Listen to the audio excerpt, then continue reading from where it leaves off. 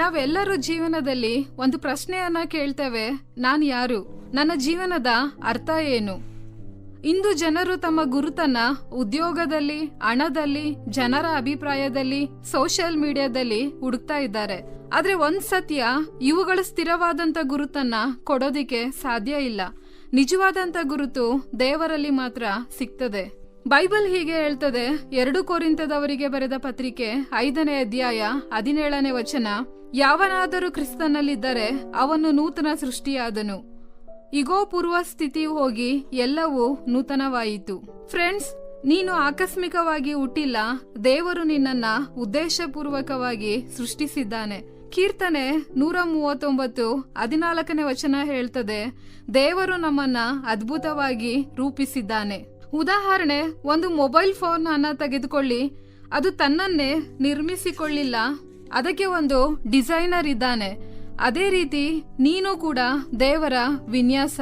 Mobile ತನ್ನ ಉದ್ದೇಶ ತಿಳಿಯದೇ ಇದ್ರೆ ಅದಕ್ಕೆ ಅರ್ಥ ಇಲ್ಲ. ಅದೇ ರೀತಿ ನಾವು ಕೂಡ ದೇವರನ್ನ ತಿಳಿಯದೇ ಇದ್ರೆ ನಮ್ಮ ಜೀವನಕ್ಕೂ ಕೂಡ ಅರ್ಥ ಇರೋದಿಲ್ಲ. ಫ್ರೆಂಡ್ಸ್, ದೇವರು ನಮಗೆ ಒಳ್ಳೆಯ ಗುರುತನ್ನ ಕೊಟ್ಟಿದ್ದಾನೆ, ಆದ್ರೆ ಪಾಪ ಅದನ್ನ ಮಸುಕಾಗಿಸ್ತದೆ. ನಾನು ಫೇಲ್ಯೂರ್, ನಾನು ಅಸಹಾಯಕ, ನಾನು ಯಾರಿಗೂ ಬೇಡ ಅಂತ ಯೋಚಿಸ್ತೇವೆ. ಆದ್ರೆ ಅದು ದೇವರ ದೃಷ್ಟಿಯಲ್ಲಿ ನಿಜ ಅಲ್ಲ. ಫ್ರೆಂಡ್ಸ್, ಒಮ್ಮೆ ಒಂದು ಹುಡುಗ ತನ್ನ ತಂದೆಯ ಮನೆಯನ್ನ ಬಿಟ್ಟು ಬೇರೆ ಕಡೆ ಹೋಗ್ತಾನೆ. ಅವನು ತನ್ನ ಗುರುತನ್ನ ಕಳೆದುಕೊಳ್ತಾನೆ, ದುಃಖ, ಹಸಿವು, ನೋವನ್ನ ಅನುಭವಿಸ್ತಾನೆ. ಆದ್ರೆ ಅವನು ಹಿಂತಿರುಗಿ ಬಂದಾಗ ತಂದೆ ಅವನನ್ನ ಮತ್ತೆ ಸ್ವೀಕರಿಸ್ತಾನೆ. ಅವನ ಗುರುತು ಏನಾಗಿತ್ತಂತ ಹೇಳಿದ್ರೆ ಮಗ ಅನ್ನುವಂಥದ್ದೇ ಆಗಿತ್ತು. ಅದೇ ರೀತಿ ನಾವು ದೇವರನ್ನ ಬಿಟ್ರು ದೇವ್ರು ನಮ್ಮ ಗುರುತನ್ನ ಮರೆಯೋದಿಲ್ಲ.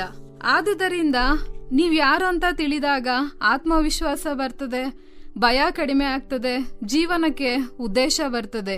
ನೀವಿನ್ನೂ ಜನರ ಅಭಿಪ್ರಾಯದಿಂದ ಬದುಕೋದಿಲ್ಲ, ದೇವರ ಸತ್ಯದಿಂದ ಬದುಕ್ತೀರಿ.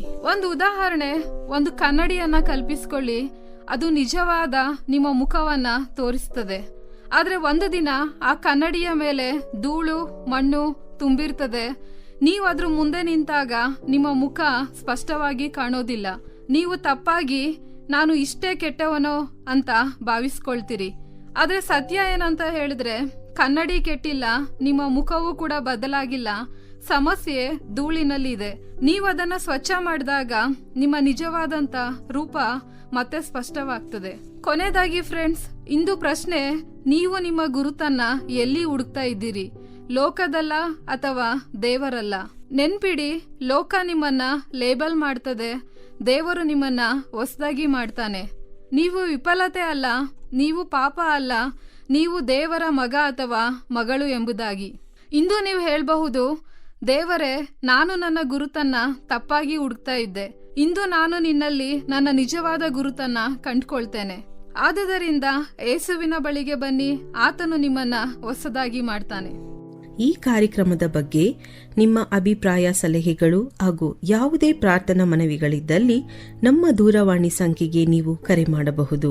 ನಮ್ಮ ದೂರವಾಣಿ ಸಂಖ್ಯೆ 996026065453. ನಿಮ್ಮ ಅಭಿಪ್ರಾಯಗಳನ್ನು ಇಮೇಲ್ ಮೂಲಕವೂ ನಮಗೆ ತಿಳಿಸಬಹುದು.